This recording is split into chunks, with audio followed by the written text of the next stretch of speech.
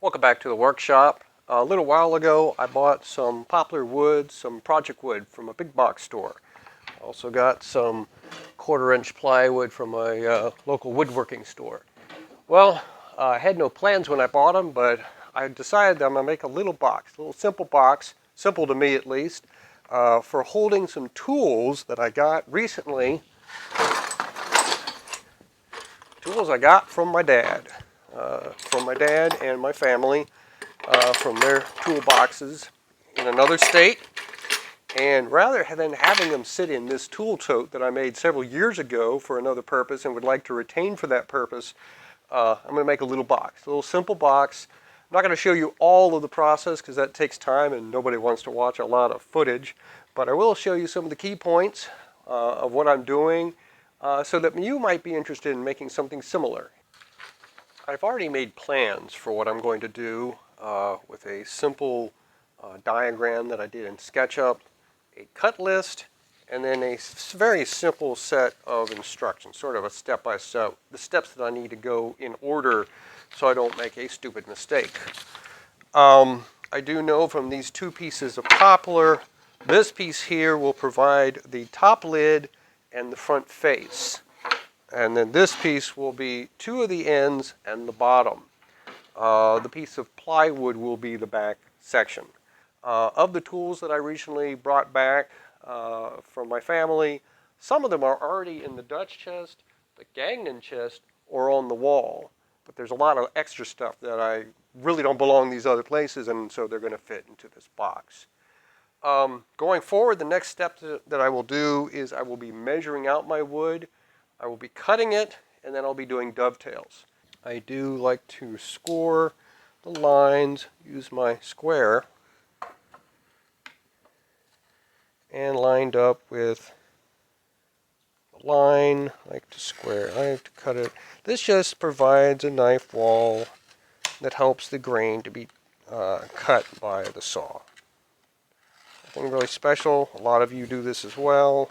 It's just something I was taught, and it helps. But it's not necessary every single time. It's just sort of added insurance, so to speak.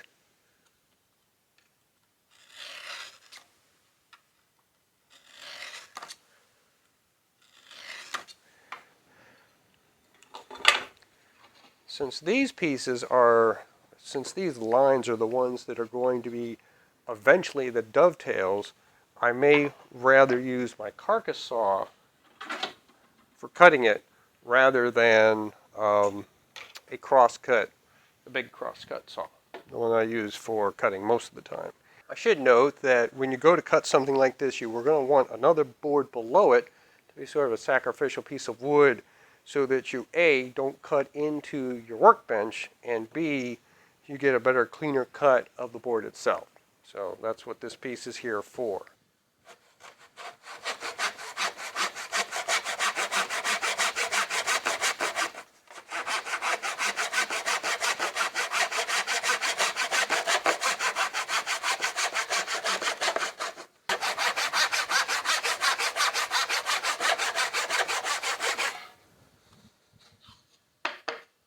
So we have A, B, and C, and they will eventually become the ends of the box. Now, they're going to be held together with dovetails, so they will be at the same level as the bottom of the box, but at this position, sort of.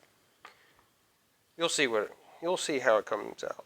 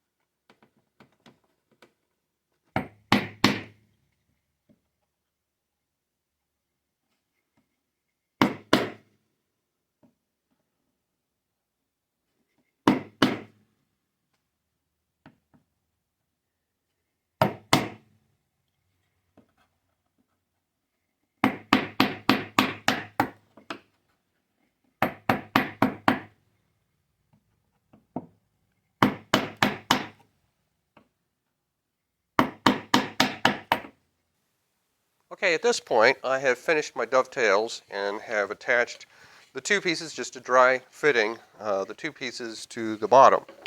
The next thing I'm going to do is, this piece of wood is going to be the front of the front panel. Now, if you had seen that short of me using a jigsaw, a Black & Decker jigsaw, this was cut with that. And so I then ran it through my shooting board here to even up the side. And so using my Stanley 4-plane. Now, moving forward on this, I need to get this front face down a little bit to fit and to allow for the lid. And so I've made a mark on this side to show where the top of this goes, and then adding 1/2 inch, so 7/8 total, I went ahead and made a mark for where the top of this now will be. And so I'll mark that and cut that piece down to size. So I have my board, my face board that's been cut down to size. And then I also have the piece of plywood that I cut with this old jigsaw that I got from my dad, old Black & Decker jigsaw, using my Works Pegasus. And so I'm going to trim this down a little more with the shooting board, and we'll be ready to go.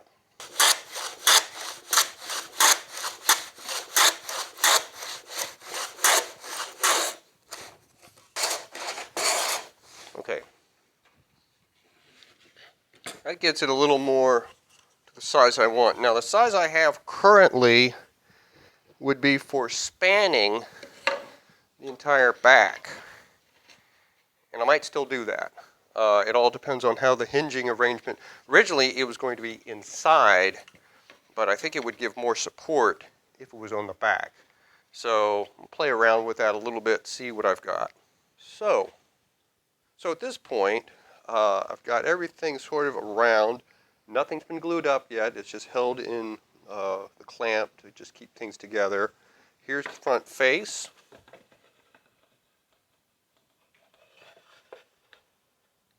And then here is the top.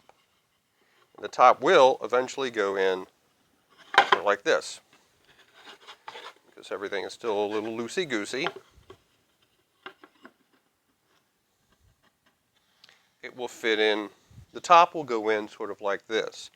And so the idea I'm thinking is putting some pivot points on either side that will go in here. Hopefully it won't blow the wood out, but then it can just pivot back and forth. And I think I'll keep the back the way it is on the back, not inside as mirrored with this.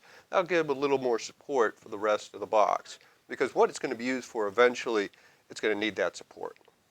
In order to figure out for the where to put the pivots on both the lid as well as the inside pieces, I had determined what the center, or not the center, what the middle of this end would have been.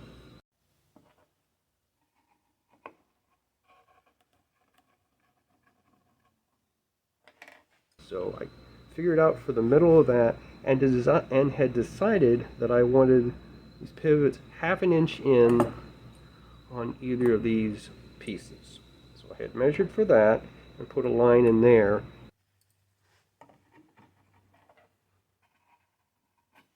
And done the same on the lid. Then taking that middle line right here, I put that onto these two to give me the level that I wanted the lid to be.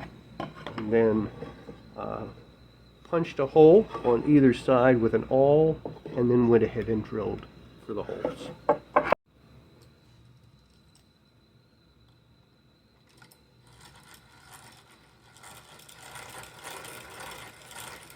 Pivot ends, after drilling the holes in the wood, what I got was some of this 3/16 diameter skewer, or dowel that you buy from a big box store, hobby big box store, woodworking store. They all have these kind of things. You see them in like a barrel or something. Anyway, got these, fit them in here, and figured out how much I needed between what went in here and what went into the side of the box. And then cut this off. I would use just a crosscut saw, but any small saw would use. You might even be able to use a pair of scissors. I don't know. Not your basic office scissors, but you would need something a little more high tech. It's better to use a saw of some sort. Or a knife. Probably a knife could do it. Okay, at this moment, we're still in a dry setup. We have not done any gluing yet. This is the back panel. The lid has now been slightly attached, so it does have the pivot using the pins on either end. And I've gone and trimmed down, just planed down, the edge of the lid so it can move freely. That's very important.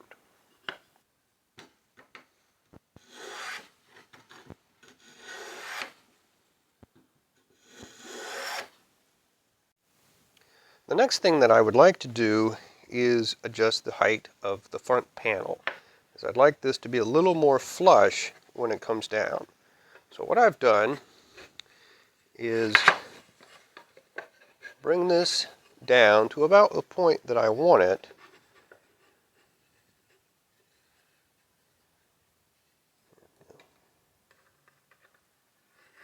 Using a pencil, just making a line on the inside.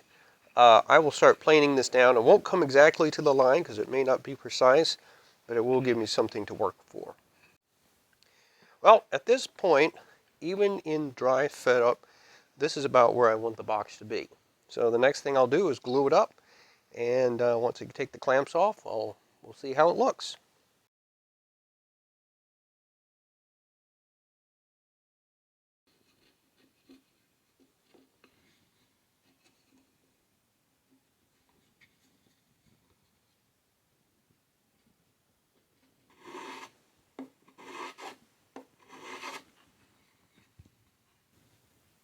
Looking at the completed box, glue up has occurred, and I've gone back and smoothed out some of the areas.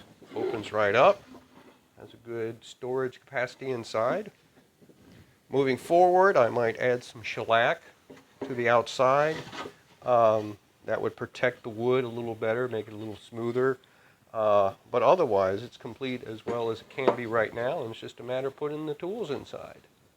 So here's the toolbox full of my dad's tools. So you can see them all in there. So this is a very simple box made out of wood with just hand tools that you can make yourself. Thanks for watching.